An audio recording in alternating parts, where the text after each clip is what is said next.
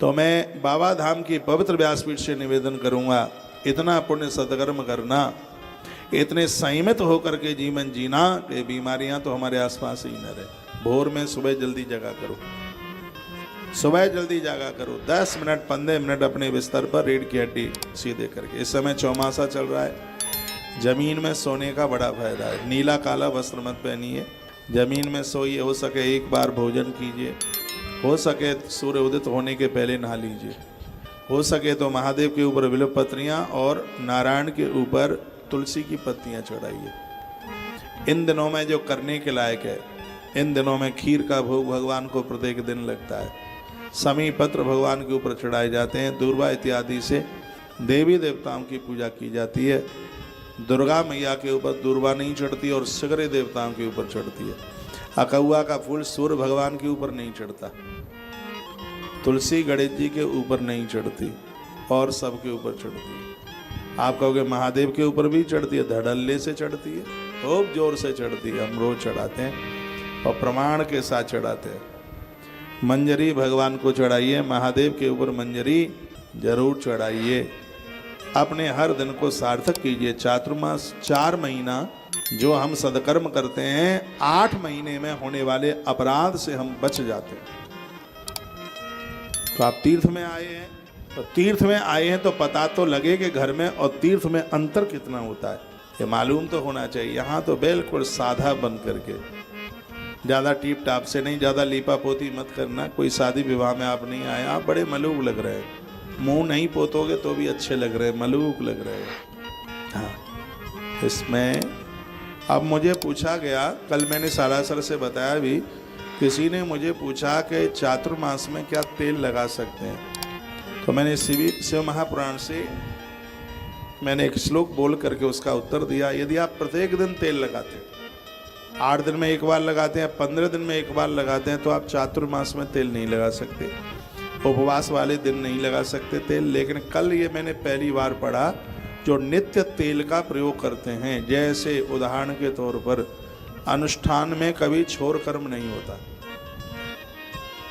दाढ़ी मूछें नहीं बनाई जाती अनुष्ठान में, लेकिन उसी ग्रंथ में लिखा है कि यदि आप नित्य यह काम करते हैं तो फिर अनुष्ठान में छोर कर्म करने का दोष नहीं है, ऐसा वर्णन किया है ग्रंथ में। उसी प्रकार से यदि आप रोजाना शरीर के ऊपर तेल लगाते हैं तो फिर चातुर्मास में तेल लगाने का कोई अपराध। कल मैंने श्लोक भी बोला था, सावन का महीना चल रहा है, यदि आप नित्य, फिर उसमें एक भी दिन की एब्सेंट ना हो, इस बात का उसमें ध्यान रखा जाता है। तो मैं आप, हाँ, लेकिन उसमें एक बात कही वो सुन लीजिए। उसमें ये कहा कि जो आप तेल लगाते हैं वो नहाने से पहले लगाया जाता है, स्नान के बाद में। ये भी बात बहुत ठीक से सुनने लायक है, वह है आप स्नान से पहले उसको लगाइए, उसके बाद में स्नान कीजिए। और भी कुछ विशेष बातें हैं वो मैं आपको निवेदित करता रहूँगा। भगवान को चंदन का बड़ा मातम्य है, रोज उन्हें चंदन भस्म है और रुद्राक्ष उन्हें धारित कराइए और उनके होने की अनुभूति कीजिए। ये महीना है, थोड़ा जल सावधानी से इसमें पिया जाता है, क्योंकि दुनिया भर के विषाणु पानी में चल के आ जाते हैं। चाहे जहाँ का चाहे जैसा, मैं निवेदन करूँगा, प्याऊ का पानी इन दिनों में बिल्कुल न पिए। प्याऊओं को साफ किया नहीं जाता, उसमें कीड़े पड़े हुए होते हैं, शरीर में इन्फेक्शन हो जाएगा। नदियों का पानी न पिए इन दिनों में, दुनिया भर का सब कचरा मल सब इकट्ठा होकर के आता है। इसका मतलब ये नहीं है कि हम नदियों के विरोधी है, माँ के प्रति हमारी बड़ी श्रद्धा है। बाबा तुलसी कहते हैं, दरस परस मुख मज्जन पाना। कहा गया है कि स्नान करने के लायक है तो स्नान कीजिए, स्नान नहीं कर सकते हैं आचमन कर लीजिए, आचमन भी नहीं कर सकते हैं आप तो दर्शन कर लीजिएगा, और इतना भी नहीं कर पाते हैं आप कहीं दूर है तो उनको प्रणाम कर लीजिए। इतने से ही नदियों की माँ की कृपा आपको मिल जाएगी। और दुनिया भर की गंदगी बहती जा रही है और हम सोचें बगल वाला ये कहेगा बड़ा नास्तिक है। नास्तिक नहीं है हम श्रद्धावान हैं, जो हम अपनी आंखों से देख रहे हैं। तो फिर नहीं हम ऐसा कर पाएंगे, और आप ऐसा नहीं कर पाएंगे तो आपको कोई दोष नहीं लगता। हमारे धर्म में एक सबसे बड़ी दिक्कत है जी, ऐसा हो जाएगा। कैसा हो जाएगा भाई, कैसा हो जाएगा है? एक लोटा पानी पी लोगे तभी नदी प्रसन्न होगी। छींटे लगा लीजिए ना ऊपर, एक उंगली पानी में बोल डुबा करके जीभ पर लगा लीजिए।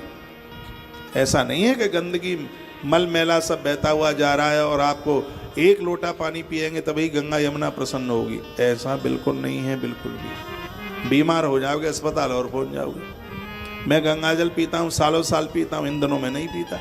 तो ऐसा नहीं है गंगा जी के प्रति श्रद्धा नहीं है हमारी, यमुना जी के प्रति श्रद्धा नहीं है हमारी।